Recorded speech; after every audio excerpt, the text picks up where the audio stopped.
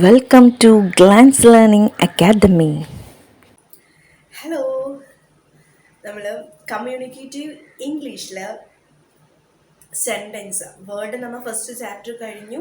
ഇനി നമ്മൾ സെൻറ്റൻസ് ആണ്. സെൻറ്റൻസിൽ നമ്മൾ എന്താ പഠിച്ചത്? സെൻറ്റൻസ് എന്ന് വെച്ചാൽ എന്താണ്? A group of word with complete sense അല്ലേ? That make complete sense. കൂട്ടമായിട്ടുള്ള വേർഡ്സുകൾ അത് നമുക്ക് റീഡ് ചെയ്യുമ്പോൾ കംപ്ലീറ്റ് ആയിട്ടുള്ള ആ ഒരു സെൻറ്റൻസിന് മീനിങ് ഫുൾ ആയിട്ടുള്ള ഒരു അർത്ഥം ലഭിക്കുകയാണെങ്കിൽ അതിനെ പറയുന്നതാണ് സെൻറ്റൻസ് എന്നുള്ളത് അല്ലേ? ഈ സെൻറ്റൻസ് എന്ന് പറയുന്ന ഈ വ്യക്തിക്ക് 4 മക്കളുണ്ടെന്ന് നമ്മൾ പഠിച്ചു. അത് ഏതൊക്കെയാണ്? Assertive sentence or declarative sentence അല്ലേ? അസേർട്ടീവ് സെൻറ്റൻസിനെ എന്ത് പറയാം? Is also called declarative sentence. അപ്പോൾ അസേർട്ടീവ് സെൻറ്റൻസ്, ഡിക്ലറേറ്റീവ് സെൻറ്റൻസ് അല്ലേ? അസേർട്ടീവ് സെൻറ്റൻസിനെ ഡിക്ലറേറ്റീവ് സെൻറ്റൻസ് എന്ന് വിളിക്കുന്നു. പിന്നെ എന്താണ് അസേർട്ടീവ് ഓർ ഡിക്ലറേറ്റീവ് സെൻറ്റൻസ്?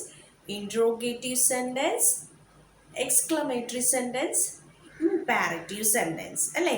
4 മക്കളുടെ പേര് കഴിഞ്ഞ ക്ലാസ്സിൽ പഠിച്ചിരുന്നു, ഓർമ്മയുണ്ടോ? Assertive or declarative sentence, interrogative sentence, പിന്നെ എന്താണ് പഠിച്ചത്? എക്സ്ക്ലമേറ്ററി സെൻറ്റൻസ്, ഇംപാരറ്റീവ് സെൻറ്റൻസ് അല്ലേ? ഇതിൻ്റെ കൂടെ ഇവരുടെ അച്ഛൻ്റെ നെയിമും കൂടി ചേർക്കും സെൻറ്റൻസ് എന്നുള്ളത് അല്ലേ? അപ്പോൾ എല്ലാ മക്കളുടെ പേര്, 4 മക്കളുടെ പേര് പറയുമ്പോഴും അതിൻ്റെ കൂടെ സെൻറ്റൻസ് എന്ന് ചേർക്കുക. അസേർട്ടീവ് ഓർ ഡിക്ലറേറ്റീവ് സെൻറ്റൻസിൻ്റെ കൂടെ പറ. Second interrogative sentence, exclamatory sentence, imperative sentence. ഈ 4 മക്കൾക്കും ഒരു പ്രത്യേകതയുണ്ട്. എന്താണെന്നറിയോ?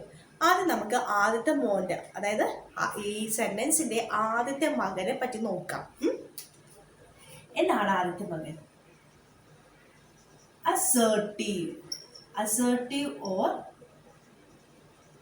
declarative assertive or declarative sentence.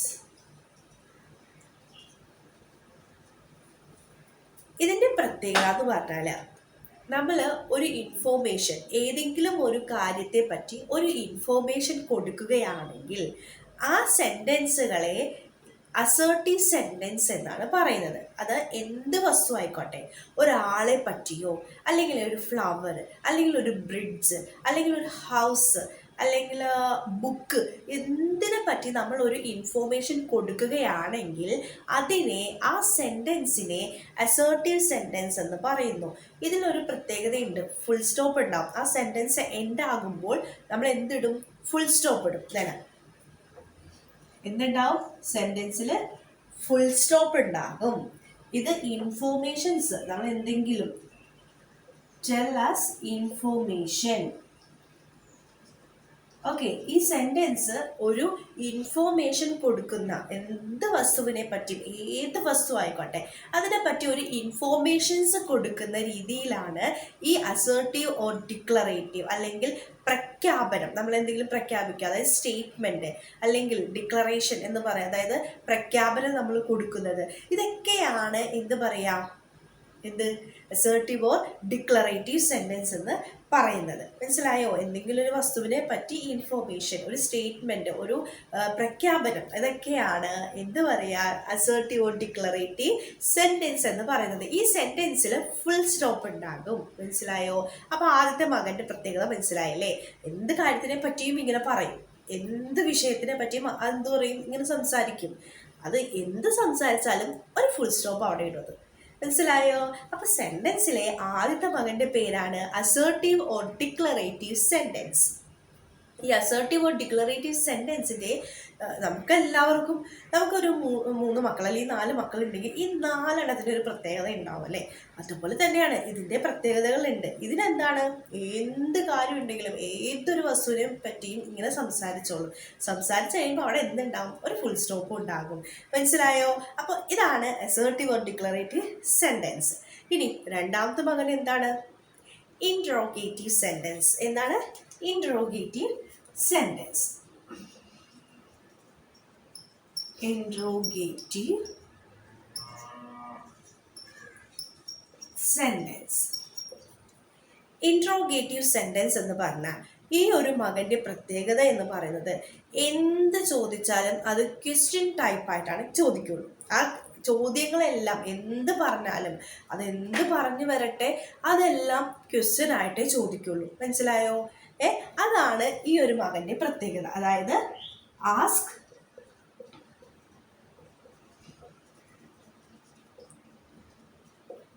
Okay, ask like questions. എന്ത് പറഞ്ഞാലും ക്വസ്റ്റ്യനാ ചോദിക്കുള്ളൂ. അതിൻ്റെ ആ ചോദിക്കുന്ന ചോദ്യത്തിൻ്റെ എൻഡിൽ ഇതുപോലെ ക്വസ്റ്റ്യൻ മാർക്ക് ഇടുന്നതായിരിക്കും. മനസ്സിലായോ? അപ്പൊ രണ്ടാമത്തെ മകനും ഉണ്ട് പ്രത്യേകത. എന്താണ് ആ പ്രത്യേകത? എന്ത് പറഞ്ഞാലും ക്വസ്റ്റ്യൻ ആണ് ചോദിക്കുള്ളൂ. മനസ്സിലായോ? എന്ത് പറഞ്ഞാലും ക്വസ്റ്റ്യൻ ആയിട്ടാ ചോദിക്കുള്ളൂ. എന്ത് ചോദിച്ചാലും അതിൻ്റെ ലാസ്റ്റ് എന്തുണ്ടാവും? ഒരു വലിയൊരു ക്വസ്റ്റ്യൻ മാർക്ക് ഉണ്ടാവും. മനസ്സിലായോ? അപ്പൊ ആദ്യത്തെ അസേർട്ടീവ് ഓർ ഡിക്ലറേറ്റീവ് സെന്റൻസ്, അതിൽ എന്താണ് ആ മകന്റെ പ്രത്യേകത? എന്താണ്? എപ്പോഴും ഓരോ കാര്യങ്ങളെ പറ്റി ഇൻഫോർമേഷൻസ് തരാം, അല്ലെങ്കിൽ എന്ത് കാര്യങ്ങളും പറയും. അത് പറഞ്ഞു കഴിയുമ്പോൾ അവിടെ ഫുൾ സ്റ്റോപ്പ് ഉണ്ടാകും. രണ്ടാമത്തെ മകൻ ഇൻട്രോഗേറ്റീവ് സെന്റൻസ് ആണ്. ഇൻട്രോഗേറ്റീവ് സെന്റൻസ് എന്ന് പറയുന്നത് ആ മകന്റെ പ്രത്യേകത എന്ന് പറഞ്ഞാൽ എന്ത് ചോദിച്ചാലും ക്വസ്റ്റ്യൻ ടൈപ്പായിട്ടാണ് ചോദിക്കുള്ളൂ. എന്ത് പറഞ്ഞാലും എന്താണ്? ക്വസ്റ്റ്യൻ ആയിട്ട്. What is your name, where are you going, ഇങ്ങനെയൊക്കെ ചോദിക്കുള്ളൂ. അതായത് വാട്ട് വെച്ച് WH ക്വസ്റ്റ്യൻസ്, ഇങ്ങനെയുള്ള കാര്യങ്ങളൊക്കെ ക്വസ്റ്റ്യൻ ടൈപ്പായിട്ട്, ക്വസ്റ്റ്യൻ ആയിട്ട് എന്ത് ചോദിക്കുന്നു, ഇതൊക്കെയാണ് ഈ ഒരു മകൻ്റെ പ്രത്യേകത. അത് മാത്രമല്ല, ഈ ചോദിക്കുന്ന ചോദ്യത്തിൻ്റെ കൂടെ എന്തുണ്ടാവും? വലിയൊരു ക്വസ്റ്റ്യൻ മാർക്കും ഉണ്ടാവും. അപ്പോൾ ഇതാണ് ഇൻട്രോഗേറ്റീവ് സെൻറ്റൻസിൻ്റെ പ്രത്യേകത എന്ന് പറയുന്നത്. ഇനി മൂന്നാമത്തെ മകൻ്റെ പേര് എക്സ്ക്ലമേറ്ററി. എന്താണ്?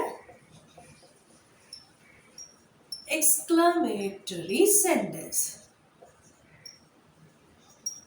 എന്താണ് എക്സ്ക്ലമേറ്ററി സെന്റൻസിന്റെ പ്രത്യേകത? എക്സ്ക്ലമേറ്ററി സെന്റൻസ് എന്ന മകൻ എന്ത് ചോദിച്ചാലും ഒന്നല്ലെങ്കിൽ അതിൻ്റെ എന്താണ് ഇമോഷൻസിനെ ആയിരിക്കും കാണിക്കുന്നത്. ഇമോഷൻസ് എന്താണ്? ഒന്നല്ലെങ്കിൽ സന്തോഷം, ജോയ്, അല്ലെങ്കിൽ സർപ്രൈസ്, ഇതൊക്കെയാണ് ഈ മകൻ്റെ പ്രത്യേകത.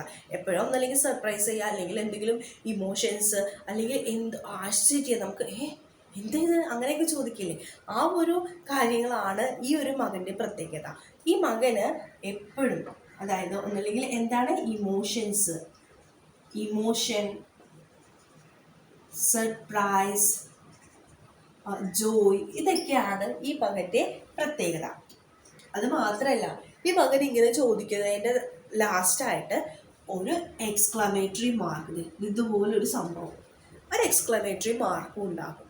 മനസ്സിലായോ? അപ്പോൾ ഈ മൂന്ന് മകൻ്റെ പ്രത്യേകത നമ്മൾ പറഞ്ഞു. 4 മക്കളുണ്ട്, അതിൽ 3 മകനെ പറ്റിയാണ് നമ്മൾ ഇന്ന് പഠിച്ചത് അല്ലേ? ഏതൊക്കെയാണ്?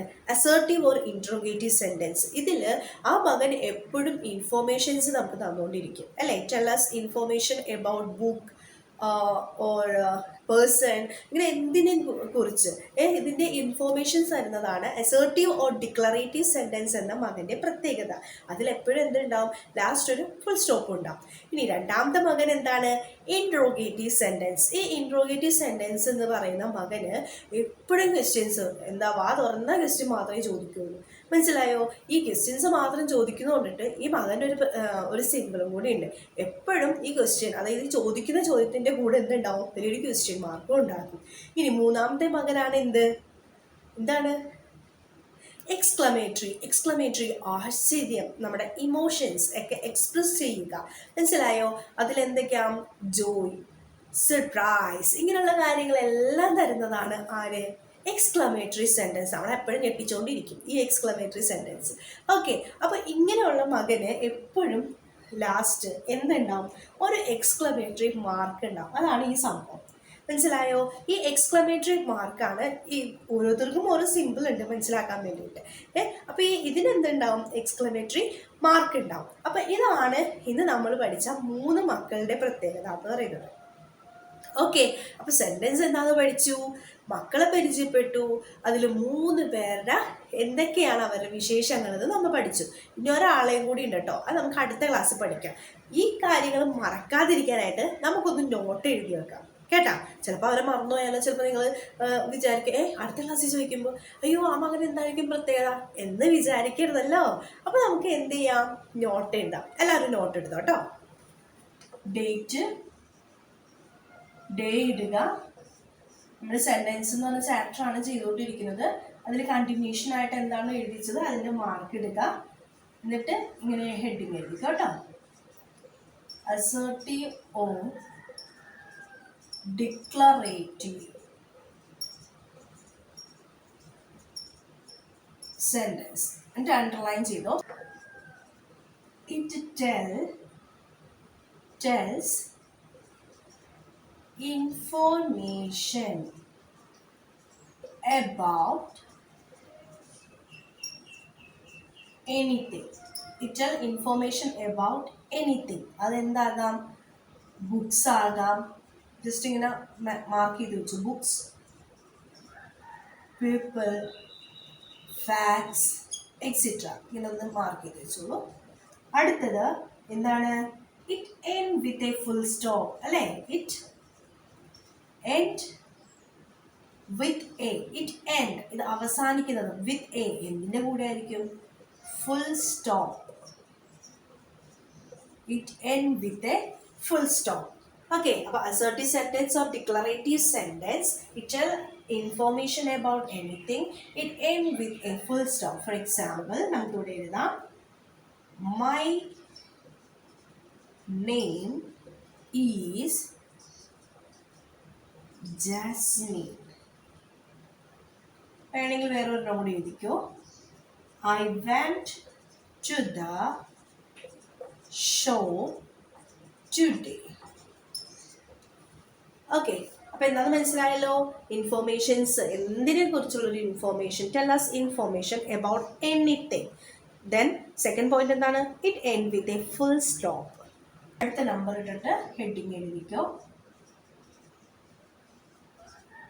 ഇൻട്രോഗേറ്റീവ്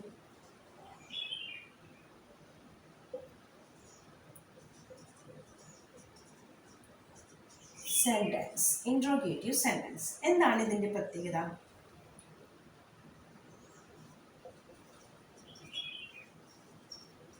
ഇൻട്രോഗേറ്റീവ് സെന്റൻസിനെ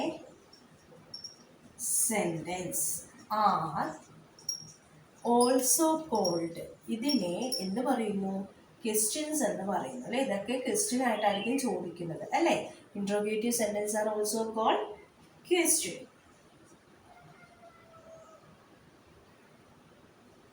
അടുത്ത point, interrogative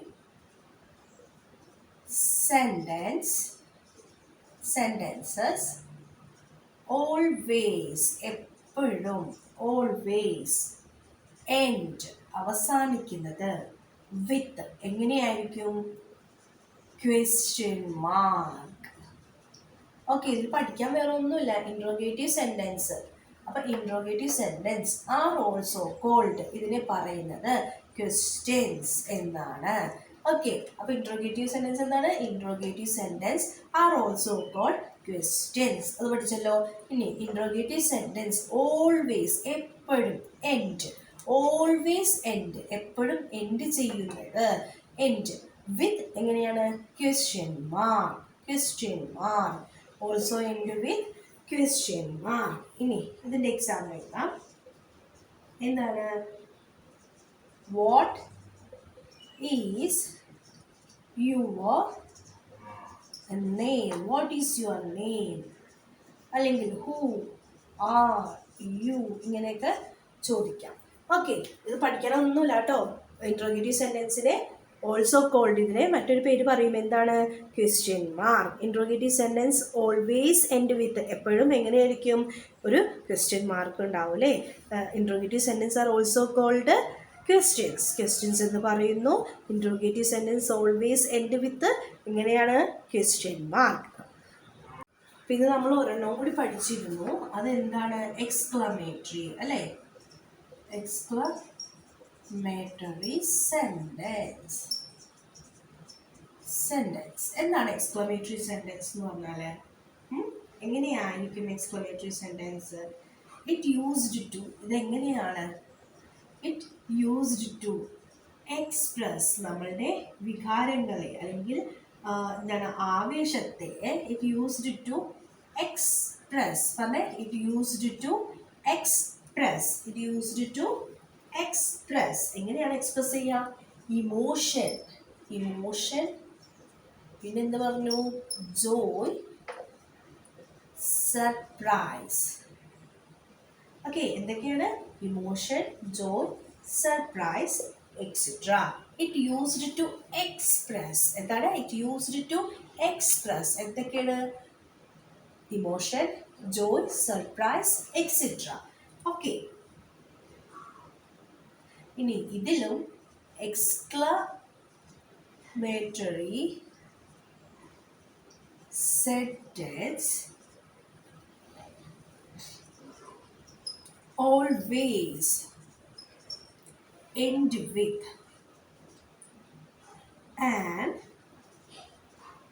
exclamation mark. Exclamation മാർക്കോട് കൂടിയിട്ടാണ് എൻഡ് ചെയ്യുന്നത്. It used to express emotion, joy, surprise, etcetera. Okay, അപ്പോൾ നമ്മൾ എന്താ പഠിച്ചത്? അസേർട്ടീവ് വേർഡ് ഡിക്ലറേറ്റീവ് സെൻറ്റൻസിൽ എങ്ങനെയായിരിക്കും? It tell as information. It tell as information about anything. It tell as information. Informations എന്തിനെ പറ്റിയും ഇൻഫോർമേഷൻസ് പറയാം. ബുക്ക്, പീപ്പിൾ, ഫാക്ട്സ്, അങ്ങനെ നമുക്ക് എന്തിനെ പറ്റിയും എന്താ പറയാം? ഇൻഫോർമേഷൻസ്. ഇത് end with. It end with എന്താണ്? Full stop. It end with full stop. ഇനി second, interrogative sentence. Interrogative sentence എങ്ങനെയായിരിക്കും? It always ask like questions. Okay, always ask like questions. ഇതിന് എന്തൊരു പേര് പറയും? അല്ലേ, നമ്മൾ പഠിച്ചിരുന്നു. It also called questions. It also called interrogative sentence, also called questions. It end with, it always end with the mark. എങ്ങനെയാണ്? Question mark. അത് പറഞ്ഞിരുന്നു. ഇനി അവസാനം എന്താണ് പഠിച്ചത് ഇന്നത്തെ? Exclamatory sentence. Exclamatory, it express. നമ്മൾ എക്സ്പ്രസ് ചെയ്യാണ്. എന്ത്? ഇമോഷൻസ്, ജോയ്, സർപ്രൈസ്, ഇതൊക്കെ നമ്മൾ എക്സ്പ്രസ് ചെയ്യാണ്. It end with, always end with എങ്ങനെയായിരിക്കും?